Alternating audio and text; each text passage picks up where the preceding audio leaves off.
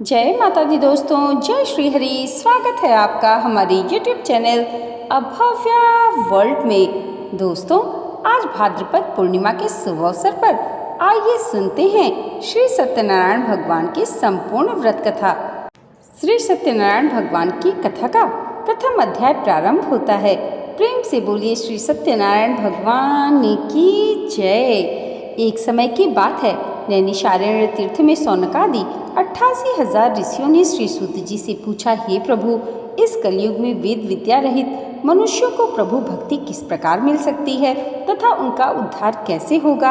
हे मुनि श्रेष्ठ, कोई ऐसा तप बताइए जिससे थोड़े समय में ही पुण्य मिले और मनोवांछित फल भी मिल जाए। इस प्रकार की कथा सुनने की हम इच्छा रखते हैं। सर्वशास्त्रों के ज्ञाता श्री सूत जी बोले, हे वैष्णव में पूज्य, आप सभी ने प्राणियों के हित की बात पूछी है, इसलिए मैं एक ऐसे श्रेष्ठ व्रत को आप सबको बताऊंगा जिसे नारद जी ने लक्ष्मी नारायण जी से पूछा था और लक्ष्मीपति ने मुनि श्रेष्ठ नारद जी से कहा था। आप सब इसे ध्यानपूर्वक सुनिए। एक समय की बात है, योगीराज नारद जी दूसरों के हित की इच्छा के लिए अनेक लोकों में घूमते हुए मृत्यु लोक में आ पहुँचे।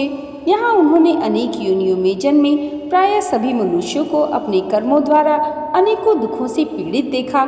उनका दुख देख नारद जी सोचने लगे कि कैसा यत्न किया जाए जिसके करने से निश्चित रूप से मानव के दुखों का अंत हो जाए। इसी विचार पर मनन करते हुए वह विष्णु लोक में गए। वहाँ वह देवों के ईश भगवान नारायण की स्तुति करने लगे, जिनके हाथों में शंख चक्र गदा और पद्म थे, गले में वरमाला पहने हुए थे। स्तुति करते हुए नारद जी बोले, हे भगवान, आप अत्यंत शक्ति से संपन्न हैं, मन तथा वाणी भी आपको नहीं पा सकती है। आपका आदि मध्य तथा अंत नहीं है। निर्गुण स्वरूप सृष्टि के कारण भक्तों के दुख को दूर करने वाले आपको मेरा नमस्कार है। नारद जी की स्तुति सुन विष्णु भगवान बोले, हे मुनि श्रेष्ठ, आपके मन में क्या बात है? आप किस काम के लिए पधारे हैं, उसे निसंकोच कहिए। इस पर नारद मुनि बोले कि मृत्यु लोक में अनेक योनियों में जन्मे मनुष्य अपने कर्मों के द्वारा अनेक दुखों से दुखी हो रहे हैं। हे नाथ, आप मुझ पर दया रखते हैं तो बताइए कि वो मनुष्य थोड़े से प्रयास में अपने दुखों से कैसे छुटकारा पा सकते हैं। श्री हरि बोली, हे नारद, मनुष्यों की भलाई के लिए तुमने बहुत ही अच्छी बात पूछी है। जिसके करने से मनुष्य मोह से छूट जाता है, वह बात मैं कहता हूँ, उसे ध्यानपूर्वक सुनो। स्वर्गलोक व मृत्युलोक में दोनों में एक दुर्लभ उत्तम व्रत है जो पुण्य देने वाला है। आज प्रेम वश होकर मैं उसे तुमसे कहता हूँ।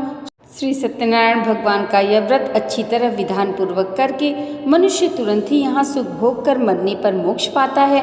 श्री हरि के वचन सुन नारद जी बोले कि उस व्रत का फल क्या है और इसका विधान क्या है, यह व्रत किसने किया था, इस व्रत को किस दिन करना चाहिए, सभी कुछ विस्तार पूर्वक बताइए। नारद जी की बात सुनकर श्री हरि बोले, दुख व शोक को दूर करने वाला यह व्रत सभी स्थानों पर विजय दिलाने वाला है।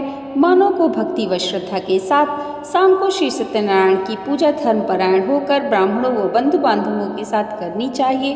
भक्ति भाव से ही नैवेद्य, केले का फल, घी, दूध और गेहूं का आटा सवाया लें। गेहूं के स्थान पर साठी का आटा, शक्कर तथा गुड़ लेकर सभी भक्षण योग्य पदार्थों को मिलाकर भगवान को भोग लगाएं।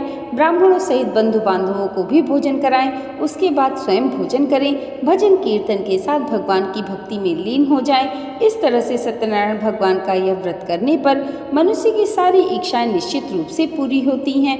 इस कलिकाल अर्थात कलयुग में मृत्युलोक में मोक्ष का यही सबसे सरल उपाय बताया गया है।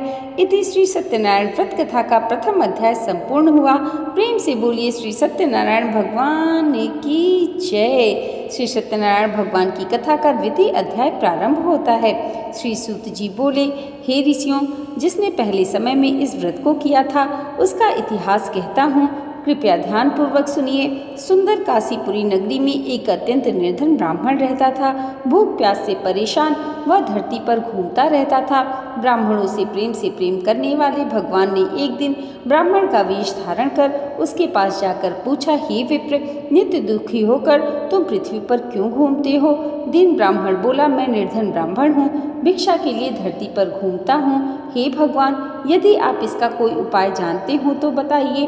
वृद्ध ब्राह्मण कहता है कि सत्यनारायण भगवान मनोवांछित फल देने वाले हैं, इसलिए तुम उनका पूजन करो। इसे करने से मनुष्य सभी दुखों से मुक्त हो जाता है। वृद्ध ब्राह्मण बनकर आए सत्यनारायण भगवान उस निर्धन ब्राह्मण को व्रत का सारा विधान बताकर अंतर ध्यान हो गए। ब्राह्मण मन ही मन सोचने लगा कि जिस व्रत को वृद्ध ब्राह्मण करने को कह गया है, मैं उसे अवश्य ही करूँगा। यह निश्चय करने के बाद उसे रात में नींद नहीं आई। वह सवेरे उठकर सत्यनारायण भगवान के व्रत का निश्चय कर भिक्षा के लिए चला गया। उस दिन निर्धन ब्राह्मण को भिक्षा में बहुत धन मिला, जिससे उसने बंधु बांधवों के साथ मिलकर श्री सत्यनारायण भगवान का व्रत संपन्न किया। भगवान सत्यनारायण का व्रत संपन्न करने के बाद वह निर्धन ब्राह्मण सभी दुखों से छूट गया और अनेक प्रकार की संपत्तियों से युक्त हो गया। उसी समय से यह ब्राह्मण हर माह इस व्रत को करने लगा। इस तरह से सत्यनारायण भगवान के व्रत को जो मनुष्य करेगा वह सभी प्रकार के पापों से छूटकर मोक्ष को प्राप्त होगा। जो मनुष्य इस व्रत को करेगा वह भी सभी दुखों से मुक्त हो जाएगा। सूत जी बोले कि इस तरह से नारद जी से नारायण जी का यह कहा हुआ श्री सत्यनारायण व्रत को मैंने तुमसे कहा। हे विप्रो, मैं अब और क्या कहूँ। ऋषि बोले, हे मुनिवर, संसार में इस विप्र से सुनकर और किस किसने इस व्रत को किया, हम सब इस बात को सुनना चाहते हैं। इसके लिए हमारे मन में श्रद्धा का भाव है। सूत जी बोले, हे मुनियों, जिसने इस व्रत को किया वह सब सुनो। एक समय वही विप्र धन व ऐश्वर्य के अनुसार अपने बंधु बांधवों के साथ इस व्रत को करने को तैयार हुआ। उसी समय एक लकड़ी बेचने वाला बूढ़ा आदमी आया और लकड़ियों को बाहर रखकर अंदर ब्राह्मण के घर में गया। प्यास से दुखी वह लकड़हारा उनको व्रत करते देख विप्र को नमस्कार कर पूछने लगा, आप यह क्या कर रहे हैं तथा इसके करने से क्या फल मिलेगा, कृपया मुझे भी बताएं। ब्राह्मण ने कहा कि सभी मनोकामनाओं को पूरी करने वाला यह सत्यनारायण भगवान का व्रत है। इनकी कृपा से मेरे घर में धन धान्य आदि की वृद्धि हुई है। विप्र से सत्यनारायण व्रत के बारे में जानकर लकड़हारा बहुत प्रसन्न हुआ। चरणामृत लेकर वह प्रसाद खाने के बाद वह अपने घर को गया। लकड़हारे ने अपने मन में संकल्प किया कि आज लकड़ी बेचने से जो धन मिलेगा उसी से श्री सत्यनारायण भगवान का उत्तम व्रत करूंगा। मन में इस विचार को ले बूढ़ा आदमी सिर पर लकड़ियां रख उस नगर में बेचने गया जहाँ धनी लोग अधिक रहते थे। उस नगर में उसे अपनी लकड़ियों का दाम पहले से 4 गुना अधिक मिला। बूढ़ा प्रसन्नता के साथ दाम लेकर केले, शक्कर, घी, दूध, दही और गेहूं का आटा ले और सत्यनारायण भगवान के व्रत की अन्य सामग्री लेकर अपने घर गया। वहां उसने अपने बंधु बांधवों को बुलाकर विधि विधान से सत्यनारायण भगवान का पूजन और व्रत किया। इस व्रत के प्रभाव से वह बूढ़ा लकड़हारा धन, पुत्र आदि से युक्त होकर संसार के समस्त सुखों को भोगकर अंतकाल में बैकुंठ धाम को चला गया। इति श्री सत्यनारायण व्रत कथा का 2वां अध्याय संपूर्ण हुआ। बोलिए श्री सत्यनारायण भगवान की जय। श्री सत्यनारायण भगवान की कथा का 3वां अध्याय प्रारंभ होता है। सूत जी बोली, हे श्रेष्ठ मुनियों, अब आगे की कथा कहता हूँ। पहले समय में उल्कामुख नाम का एक बुद्धिमान राजा था। वह सत्यवक्ता और जितेंद्रिय था। प्रतिदिन देव स्थानों पर जाता और निर्धनों को धन देकर उनके कष्ट को दूर किया करता था। उसकी पत्नी कमल के समान मुख वाली तथा सती साध्वी थी। भद्रशिला नदी के तट पर उन दोनों ने श्री सत्यनारायण भगवान का व्रत किया। उसी समय साधु नाम का एक वैश्य आया। उसके पास व्यापार करने के लिए बहुत सा धन भी था। राजा को व्रत करते देखकर वह विनय के साथ पूछने लगा, हे राजन, भक्ति भाव से पूर्ण होकर आप यह क्या कर रहे हैं? मैं सुनने की इच्छा रखता हूँ, तो आप मुझे बताइए। राजा बोले, हे साधु, अपने बंधु बांधवों के साथ पुत्रादि की प्राप्ति के लिए एक महाशक्तिमान श्री सत्यनारायण भगवान का व्रत व पूजन कर रहा हूँ। राजा के वचन सुन साधु आदर से बोला, हे राजन, मुझे इस व्रत का सारा विधान कहिए। आपके कथनानुसार मैं भी इस व्रत को करूँगा। मेरे भी संतान नहीं है और इस व्रत को करने से निश्चित रूप से मुझे संतान की प्राप्ति होगी। राजा से व्रत का सारा विधान सुन व्यापार से निवृत्त हो वह अपने घर को गया।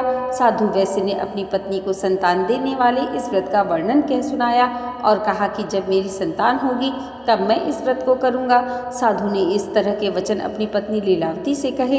एक दिन लीलावती पति के साथ आनंदित होकर सांसारिक धर्म में प्रवृत्त होकर सत्यनारायण भगवान की कृपा से गर्भवती हो गई। 10वें महीने में उसके गर्भ से एक सुंदर कन्या ने जन्म लिया। दिनों दिन वह ऐसे बढ़ने लगी जैसे कि शुक्ल पक्ष का चंद्रमा बढ़ता है। माता पिता ने अपनी कन्या का नाम कलावती रखा। एक दिन लीलावती ने मीठे शब्दों में अपने पति को याद दिलाया कि आपने सत्यनारायण भगवान के जिस व्रत को करने का संकल्प किया था उसे करने का समय आ गया है। आप इस व्रत को करिए। साधु बोला, हे प्रिय, इस व्रत को मैं उसके विवाह पर करूँगा। इस प्रकार अपनी पत्नी को आश्वासन देकर वह नगर को चला गया। कलावती पिता के घर में रह दिनों दिन बड़ी होने लगी। साधु ने एक बार नगर में अपनी कन्या को सखियों के साथ देखा तो तुरंत ही दूत को बुलाया और कहा कि मेरी कन्या के योग्य वर देख कर आओ। साधु की बात सुनकर दूत कंचन नगर में पहुंचा और वहां देखभाल कर लड़की के सुयोग्य वणिक पुत्र को ले आया। सुयोग्य लड़के को देख साधु ने बंधु बांधवों को बुलाकर अपनी पुत्री का विवाह कर दिया। लेकिन दुर्भाग्य की बात ये रही कि साधु ने अभी भी श्री सत्यनारायण भगवान का व्रत नहीं किया। इस पर श्री भगवान क्रोधित हो गए और श्राप दिया कि साधु को अत्यधिक दुख मिले। अपने कार्य में कुशल साधु बनिया जमाई को लेकर समुद्र के पास स्थित होकर रत्नासारपुर नगर में गया। वहां जाकर दामाद ससुर दोनों मिलकर चंद्रकेतु राजा के नगर में व्यापार करने लगे। एक दिन भगवान सत्यनारायण की माया से एक चोर राजा का धन चुराकर भाग रहा था। उसने राजा के सिपाहियों को अपना पीछा करते हुए देखा तो चुराया हुआ धन वहां रख दिया जहां साधु अपने जमाई के साथ ठहरा हुआ था। राजा के सिपाहियों ने साधु वैश्य के पास राजा का धन पड़ा देखकर ससुर जमाई दोनों को बांधकर प्रसन्नता से राजा के पास ले गए और कहा कि उन दोनों चोरों को हम पकड़ लाए हैं, आप आगे की कार्यवाही की आज्ञा दें। राजा की आज्ञा से उन दोनों को कठिन कारावास में डाल दिया गया और उनका सारा धन भी उनसे छीन लिया गया। श्री सत्यनारायण भगवान के श्राप से साधु की पत्नी भी बहुत दुखी हुई। घर में जो धन रखा था उसे चोर चुरा ले गए। शारीरिक तथा मानसिक पीड़ा व भूख प्यास से अधिक दुखी हो अन्न की चिंता में कलावती एक ब्राह्मण के घर गई। वहां उसने श्री सत्यनारायण भगवान का व्रत होते देखा। फिर कथा भी सुनी व प्रसाद ग्रहण कर रात को घर वापस आई। माता ने कलावती से पूछा कि हे पुत्री, अब तक तुम कहाँ थी, तेरे मन में क्या है? कलावती ने अपनी माता से कहा, हे माता, मैंने एक ब्राह्मण के घर में श्री सत्यनारायण भगवान का व्रत देखा है। कन्या के वचन सुन लीलावती भगवान के पूजन की तैयारी करने लगी। लीलावती ने परिवार व बंधु बांधवों सहित सत्यनारायण भगवान का पूजन किया और उनसे वर मांगा कि मेरे पति तथा जमाई शीघ्र घर आ जाएं। साथ ही यह भी प्रार्थना की कि हम सबका अपराध क्षमा करें। श्री सत्यनारायण भगवान इस व्रत से संतुष्ट हो गए और राजा चंद्रकेतु को सपने में दर्शन देकर कहा, हे राजन, तुम इन दोनों वैश्यों को छोड़ दो और तुमने उनका जो धन लिया है उसे वापस कर दो। अगर तुमने ऐसा नहीं किया तो मैं तुम्हारा धन, राज्य व संतान सभी कुछ नष्ट कर दूंगा। राजा को यह सब कहकर भगवान अंतर्ध्यान हो गए। प्रातःकाल सभा में राजा ने अपना स्वप्न सुनाया। फिर बोले कि बड़े पुत्रों को कैद से मुक्त कर दो, सभा में लाओ। दोनों ने आते ही राजा को प्रणाम किया। राजा मीठी वाणी में बोला, हे महानुभाव, भाग्यवश ऐसा कठिन दुख तुम्हें प्राप्त हुआ है, लेकिन अब तुम्हें कोई भय नहीं है। ऐसा कहकर राजा ने उन दोनों को नए वस्त्राभूषण भी पहनाए और जितना धन उनका लिया था उससे दुगना धन वापस कर दिया। दोनों वैश्य अपने घर को चल दिए। इति श्री सत्यनारायण व्रत कथा का 3य अध्याय संपूर्ण हुआ। प्रेम से बोलिए श्री सत्यनारायण भगवान की जय। श्री सत्यनारायण भगवान की कथा का 4th अध्याय प्रारंभ होता है। सूत जी बोले, वैश्य ने मंगलाचार कर अपनी यात्रा आरंभ की और अपने नगर की ओर चल दिए। उनके थोड़ी दूर जाने पर एक दंडी वेशधारी श्री सत्यनारायण ने उनसे पूछा, हे साधु, तेरी नाव में क्या है? अभिवाणी बड़ी खस्ता हुआ बोला, हे दंडी, आप क्यों पूछते हो? क्या धन लेने की इच्छा है? मेरी नाव में तो बेल व पत्ते भरे हुए हैं। वैश्य के कठोर वचन सुन भगवान बोले, तुम्हारा वचन सत्य हो। दंडी ऐसे वचन कह वहां से दूर चले गए। कुछ दूर जाकर समुद्र के किनारे बैठ गए। दंडी के जाने के बाद साधु वैश्य ने नृत्य क्रिया के पश्चात नाव को ऊंची उठते देखकर अचंभा माना और नाव में बेल पत्ते आदि देखकर वह मूर्छित हो जमीन पर जा गिरा। मूर्छा खुलने पर वह अत्यंत शोक में डूब गया। तब उसका दामाद बोला कि आप शोक ना मनाएं, यह दंडी का शाप है, इसलिए हमें उनकी शरण में जाना चाहिए, तभी हमारी मनोकामना पूरी होगी। दामाद की बात सुनकर वह दंडी के पास पहुंचा और अत्यंत भक्तिभाव से नमस्कार करके बोला, मैंने आपसे जो असत्य वचन कहे थे उनके लिए मुझे क्षमा कर दें। ऐसा कहकर महान शोकातुर हो रोने लगा। तब दंडी भगवान बोले, हे बड़े पुत्र, मेरी आज्ञा से बार बार तुम्हें दुख प्राप्त हुआ है, तो मेरी पूजा से विमुख हुआ। साधु बोला, हे भगवान, आपकी माया से ब्रह्मा आदि देवता भी आपके रूप को नहीं जानते, तब मैं अज्ञानी कैसे जान सकता हूँ? आप प्रसन्न होइए, अब मैं सामर्थ्य के अनुसार आपकी पूजा करूँगा। मेरी रक्षा करो और पहले के समान नौका में धन भर दो। साधु वैश्य के भक्ति पूर्वक वचन सुनकर भगवान प्रसन्न हो गए और उसकी इच्छा अनुसार वरदान देकर अंतर्ध्यान हो गए। ससुर जमाई जब नाव पर आए तो नाव धन से भरी हुई थी। फिर वहीं अपने अन्य साथियों के साथ सत्यनारायण भगवान का पूजन कर अपने नगर को चल दिए। जब नगर के नज़दीक पहुँचे तो दूत को घर पर खबर करने के लिए भेज दिया। दूत साधु की पत्नी को प्रणाम कर कहता है कि मालिक अपने दामाद सहित नगर के निकट आ गए हैं। दूत की बात सुन साधु की पत्नी लीलावती ने बड़े हर्ष के साथ सत्यनारायण भगवान का पूजन कर अपनी पुत्री कलावती से कहा कि मैं अपने पति के दर्शन को जाती हूँ, तू कार्य पूर्ण कर शीघ्र आ जा। माता के ऐसे वचन सुन कलावती जल्दी में प्रसाद छोड़ अपने पति के पास चली गई। प्रसाद की अवज्ञा के कारण श्री सत्यनारायण भगवान रुष्ट हो गए और नाव सहित उसके पति को पानी में डुबो दिया। कलावती अपने पति को वहां न पाकर रोती हुई जमीन पर गिर गई। नौका को डूबा हुआ देख व कन्या को रोता देख साधु दुखी होकर बोला कि हे प्रभु, मुझसे तथा मेरे परिवार से जो भूल हुई है उसे क्षमा करें।